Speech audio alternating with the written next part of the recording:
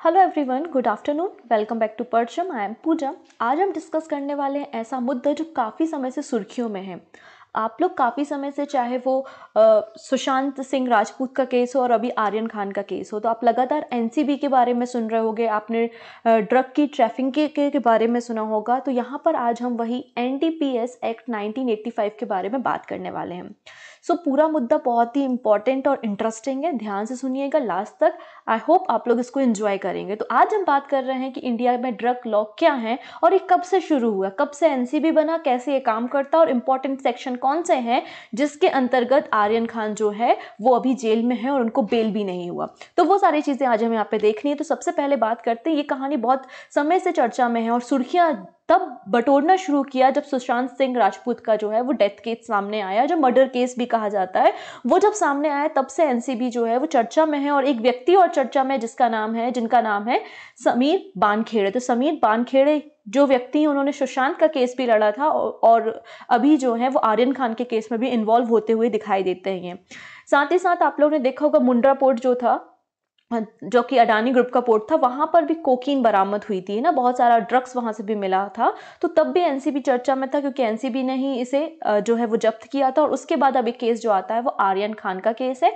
आर्यन खान जो है वो अराउंड 2 अक्टूबर, जिस दिन ड्राई डे होता है, गांधी जी की जयंती होती है, उस दिन एक क्रूज शिप में जो कि मुंबई से गोवा की तरफ जा रही थी, उस क्रूज शिप में एक रेव पार्टी चल रही थी जहां पे इन्वॉल्व थे। और वहां पर एनसीबी जो है उन्होंने भी उसे रजिस्टर किया था, वहां पर वो भी उस पार्टी में इन्वॉल्व हुए और जैसे वहां के लोगों ने ड्रग्स वगैरह लेना शुरू किया और एनसीबी ने वहां पर अरेस्ट कर लिया। तो आर्यन खान को जो है वो अंडर सेक्शन 8C, 20B, 27 और 35 के अंतर्गत अरेस्ट किया गया। तो ये सेक्शन क्या क्या है, तो हम क्लास के एंड में इन सेक्शन के बारे में डिटेल से डिस्कस करेंगे कि एक सेक्शन कौन कौन से जिसके अंतर्गत जो है वो आर्यन खान को अरेस्ट किया गया है।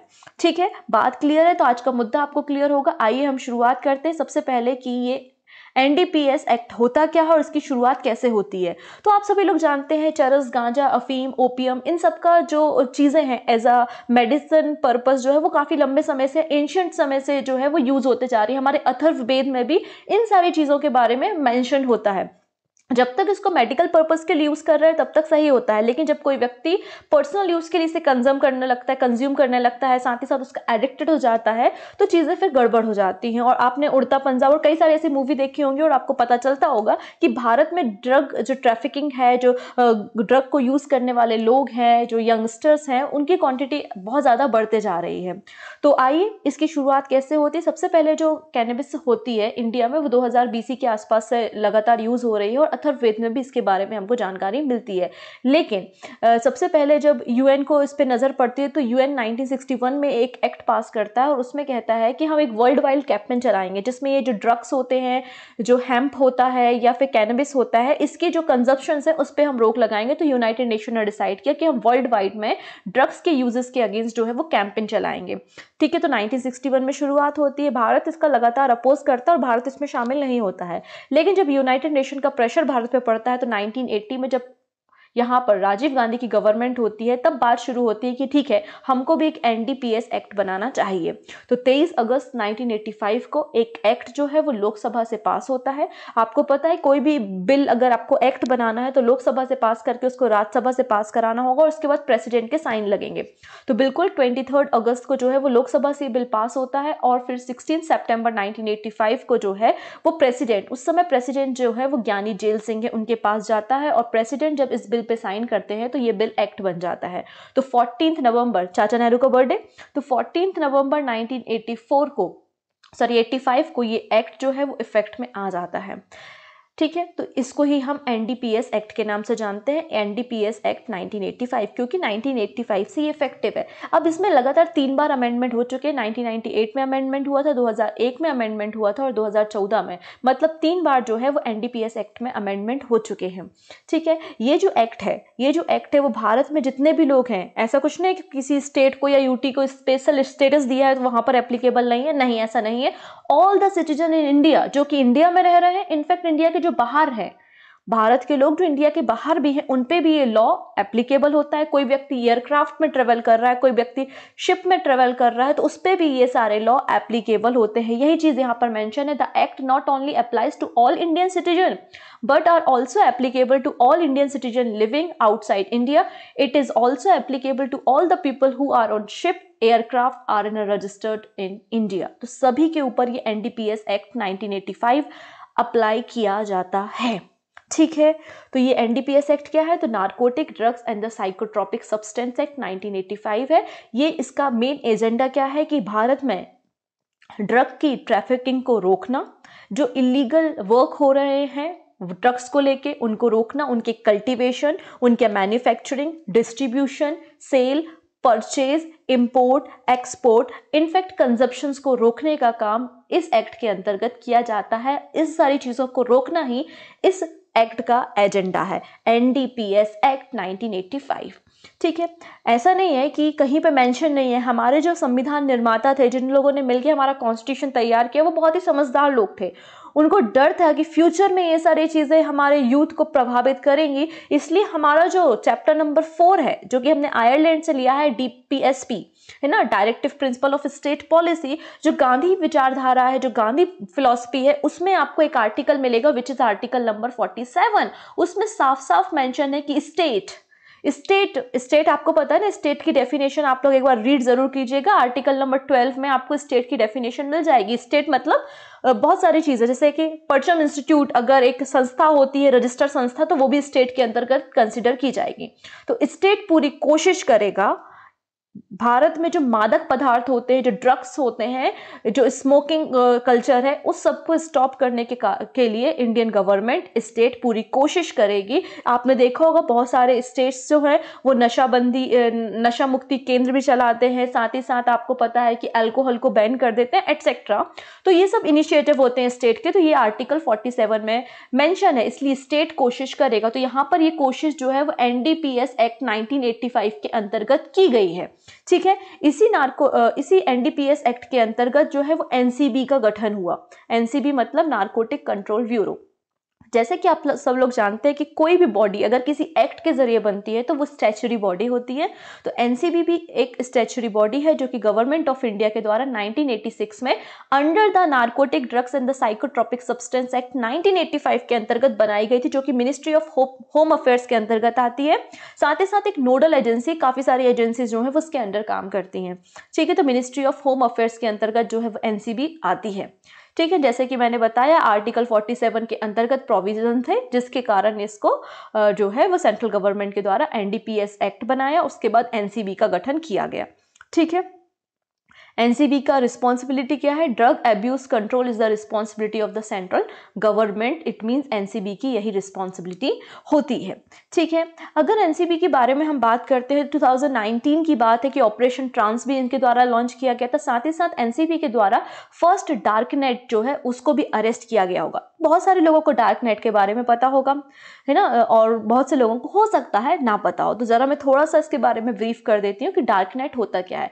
बेसिकली डार्क नेट एक हिडन नेटवर्क होता है जहाँ पे इलीगल वर्क होते हैं, पोर्नोग्राफी होती है। एक ऐसा प्लेटफॉर्म होता है जहाँ पे नार्कोटिक ड्रग्स जो होते हैं उनको सेल किया जाता है, परचेज किया जाता है, एक्सचेंज किया जाता है, और इलीगल कंटेंट वहां पर होते हैं। और एक ऐसा राउटर या ऐसे नेटवर्क के थ्रू काम करता है जो कि हमारी पहुंच से थोड़े से बाहर होते हैं, जो लॉ की फोर्स से थोड़े से बाहर होते हैं, क्योंकि ये एंड टू एंड इंस्क्रिप्शन पे काम करते हैं। और इसमें जो खरीद फरोख्त होती है वो भी क्रिप्टो करेंसी, मतलब जो बिटकॉइन टाइप की चीजें होती हैं उनसे होती है। तो इसको आसानी से पकड़ पाना, डार्क नेट को आसानी से पकड़ पाना बहुत ज्यादा मुश्किल होता है ना। तो ये पहला जो डार्क नेट है वो NCB के द्वारा अरेस्ट किया गया था। ठीक है, तो ऑपरेशन ट्रांस का नाम याद रखिएगा। तो ये पूरी कहानी थी NCB के बारे में। और NCB के जो अभी डायरेक्टर जनरल हैं वो है सत्यनारायण प्रधान, जो कि उड़ीसा के एक IPS ऑफिसर है। ठीक है, तो ये तो हो गई NCB के बारे में बातें। अब देखिएगा यहाँ पर जब NDPS एक्ट के अंतर्गत किसी व्यक्ति को अरेस्ट किया जाता है, फॉर एग्जांपल रिया चक्रवर्ती का केस सामने आया था, फिर उसके बाद भारती और उसका हस्बैंड जो था हर्ष लिम्बाचिया, उनसे पूछताछ की गई थी। सारा अली खान हो गई, और उसके बाद आप आर्यन खान को देख लीजिए। काफ़ी सारे बॉलीवुड में ये बहुत ही फेमस है, ड्रग का एडिक्शन है ना। आप कई सारी मूवीज़ देखेंगे जो ड्रग्स पे बनी है, फैशन मूवी को देख लीजिए, उड़ता पंजाब देख लीजिए, तो काफ़ी फेमस है बॉलीवुड में ड्रग्स, ऐसा बोला जा सकता है ना। तो अब किसी व्यक्ति को अरेस्ट करते हैं तो किस आधार पर उसको आपने अरेस्ट किया है और क्या आप उसको सजा देंगे, तो कुछ यहाँ पे चीज़ें यहाँ पे एनडीपीएस एक्ट में डिफाइन की गई हैं। तो पहली चीज़ बात है जो prosecution depends on the quantity of drugs, किसी व्यक्ति के साथ कैसा व्यवहार करना है, कितनी सजा होगी, वो क्वांटिटी ऑफ ड्रग्स जो उसके पास मिला है। जैसे आर्यन खान के पास ड्रग्स मिला, तो अब उसकी देखेंगे हम कितना ड्रग्स उनको मिला है। तो 3 कैटेगरी होती है कि आपके पास स्मॉल अमाउंट में मिला है, लेस देन कमर्शियल अमाउंट में मिला है, या फिर कमर्शियल अमाउंट में आपके पास ड्रग्स मिला है, उसके अकॉर्डिंग ही आपके पास क्या होगी, आपके साथ कार्रवाई की जाएगी। फॉर एग्जाम्पल जैसे कि चरस अगर 100 ग्राम है तो स्मॉल क्वांटिटी में आता है, लेकिन 1 kg है तो वो कमर्शियल क्वांटिटी में आता है। इनफैक्ट अगर कोकीन की बात करते हैं, 2 ग्राम्स तक मिल रहा है तो वो स्मॉल क्वांटिटी है, लेकिन 100 ग्राम्स तक मिल रहा है तो वो कमर्शियल क्वांटिटी है। तो यहाँ पे एनडीपीएस एक्ट में जो है वो ड्रग्स और उनकी स्मॉल, लेस देन कमर्शियल और कमर्शियल क्वांटिटी डिफाइन है सारे नार्कोटिक ड्रग्स की। कहाँ पर डिफाइन है ये? एनडीपीएस एक्ट में ऑलरेडी डिफाइन है। पहली चीज तो ये हो गई। अब इनकी सजा का प्रोविजन क्या डिफाइन है? अगर स्मॉल क्वांटिटी में आपके पास ड्रग्स मिलते हैं तो 1 साल की जेल और 10,000 रुपीज तक का फाइन मिलेगा। अगर लेस देन कमर्शियल आपके पास से मिलता है तो अप टू 10 ईयर की आपको इम्प्रिजमेंट होगी और फाइन जो है 1 लाख का होगा। अगर कमर्शियल मतलब ज़्यादा अमाउंट में, ज़्यादा क्वांटिटी में अगर आपके पास जो भी लिस्टेड ड्रग्स है वो पाए जाते हैं तो 10 to 20 ईयर्स जो है वो जेल होगी और 1 से लेकर 2 लाख रुपए तक का फाइन लगेगा। ठीक है, तो ये 3 कैटेगरी यहाँ पे एनडीपीएस एक्ट में डिफाइन है, इनके अंतर्गत जो है वो आपको सजा दी जाती है। लेकिन अगर कोई व्यक्ति पर्सनल कंजप्शंस के लिए आपको छोटा मोटा ड्रग रखता है और पाया जाता है तो लगभग 6 मंथ से लेके 1 ईयर तक जो है वो जेल का प्रोविजन यहाँ पर देखने को मिलता है। अगर हम प्रोविजन फॉर बेल की बात करते हैं तो एनडीपीएस एक्ट जो है 1985 बहुत स्ट्रिक्ट अप्रोच रखता है। जैसे कि फॉर एग्जांपल अगर हम अपने सीआरपीसी के बारे में बात करते हैं, इंडियन पीनल कोड आईपीसी के बारे में बात करते हैं, तो इसमें क्या है, जैसे कि कोई व्यक्ति है अगर वो एक्यूज्ड है ना, उस पर कुछ चार्जेस है, तो जब तक उसके चार्ज प्रूफ नहीं हो जाते तब तक हम उसको गिल्टी नहीं कहते, वो इनोसेंट होगा। तो दूसरे केसेस में क्या होता है, इनोसेंट अनलेस प्रूवन गिल्टी। लेकिन एनडीपीएस एक्ट जस्ट अपोजिट होता है। कैसे अपोजिट होता है? गिल्टी अनलेस प्रूवन इनोसेंट, मतलब पकड़ा है अगर आपको ड्रग्स के साथ तो आप तो गिल्टी हो, आप देखते हैं कैसे अपने आप को इनोसेंट प्रूफ करोगे। तो ये दोनों केसेस में डिफरेंस होता है। तो एनडीपीएस जो एक्ट होते हैं वो बहुत स्ट्रिक्ट अप्रोच रखते हैं। अगर कोई व्यक्ति एनसीबी के द्वारा पकड़ा जाता है तो उसको डायरेक्टली मजिस्ट्रेट के सामने ही पेश किया जाता है।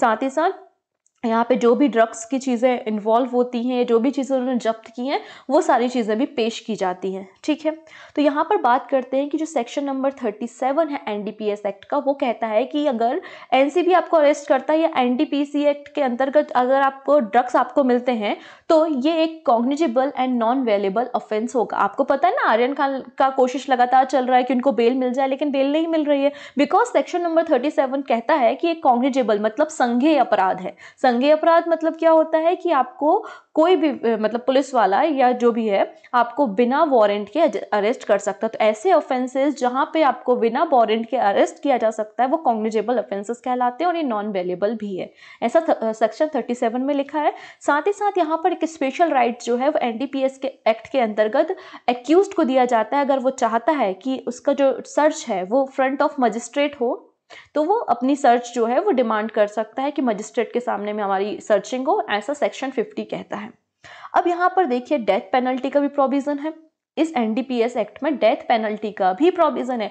अगर कोई व्यक्ति रिपीटिंग ऑफेंसेस करता है, कमर्शियल पर्पस में सेल एंड परचेस करने की कोशिश करता है ड्रग्स को, तो ऐसे केसेस में जो है वो डेथ पेनल्टी का प्रोविजन भी हमारे एनडीपीएस एक्ट 1985 में किया गया है। क्लियर है? अब यहाँ पर देखिए ये मेमो ऑफ अरेस्ट है जो कि आर्यन खान का है, 3 अक्टूबर का है, आप देख सकते हैं। तो उनको अरेस्ट किया गया था और यहाँ पर लिखा है, देखो यहाँ पे punishable under NDPS act 1985 under the section 8C, section 20B, section 27 and 35। और इनके पास जो है वो 13 ग्राम कोकीन मिला है, 5 ग्राम एमडी मिली है एंड 21 ग्राम ऑफ चरस मिला है और 22 पिल ऑफ जो है वो आपको एमडीएमए की मिली है। तो इतना क्वांटिटी जो है वो मिली थी किसके पास? आर्यन खान के पास। 13 ग्राम कोकीन है, 5 ग्राम एमडी है, 21 ग्राम चरस है, ठीक है ना। तो यहाँ पर ये इस तरीके से पहले मेमो ऑफ मतलब जैसे कि अगर किसी व्यक्ति को ड्रग के मामले में या फिर एनडीपीएस के अंतर्गत अरेस्ट किया जाता है तो उसकी पूरी चार्जशीट फाइल होती है और फिर हायर अथॉरिटी के पास जाती है ना। तो ये वही चार्जशीट है जो कि फाइल की गई है और उसके बाद इनको अरेस्ट किया गया है, ठीक है। तो यहाँ पर हम जो जिन सेक्शन के अंतर्गत आपका सुशांत का केस आता है, जिस सेक्शन के अंतर्गत आपका आर्यन खान का केस आता है या फिर मुंड्रा पोर्ट का केस आता है, तो वो सारे सेक्शन यहाँ पे हम कवर कर लेते हैं, क्योंकि आजकल जो एग्जाम का पैटर्न है वो लगातार चेंज होते जा रहा है। तो हो सकता है वो एनडीपीएस एक्ट 1985 के अंतर्गत सेक्शन 8C पूछ लिया, कुछ भी ऐसे सेक्शन के बारे में पूछा जा सकता है।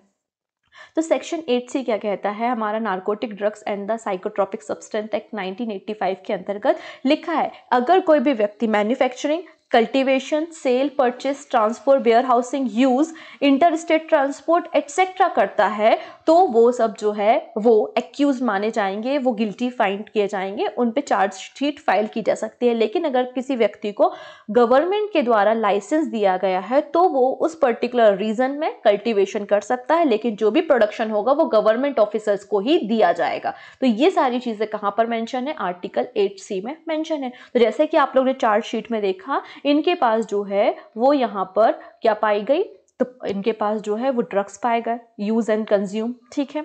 चलो अगला एक्ट जो आता है section 20B। Section 20B of NDPS act कहता है कि अगर आपके पास कैनबिस पाया जाता है तो ये पनिशबल ऑफेंसेस होंगे। तो अगर आपके पास कैनबिस पाया जाता है, भांग, चरस पाया जाता है तो वो भी क्या होगा, पनिशबल ऑफेंसेस होगा। और सेक्शन 27 कहता है कि अगर consumption of any narcotic drugs or the psychotropic substance is a punishable offence. तो इन लोगों ने कंज्यूम भी किया था तो सेक्शन 27 भी इन पे इम्पोज कर दिया गया। सेक्शन 35 क्या कहता है, under this section it is presume that the accuse knew what they were doing, hence the accuse will be guilty unless proven innocent. क्योंकि अगर कोई ड्रग्स ले रहा है तो उसको ऑलरेडी पता है कि वो क्या कर रहा है, तो ऑलरेडी वो गिल्टी है जब तक वो इनोसेंट प्रूफ नहीं हो जाता। तो मैंने कहा ही था आपसे कि बहुत ही स्ट्रिक्ट अप्रोच जो है वो एनडीपीएस एक्ट में अप्लाई की जाती है।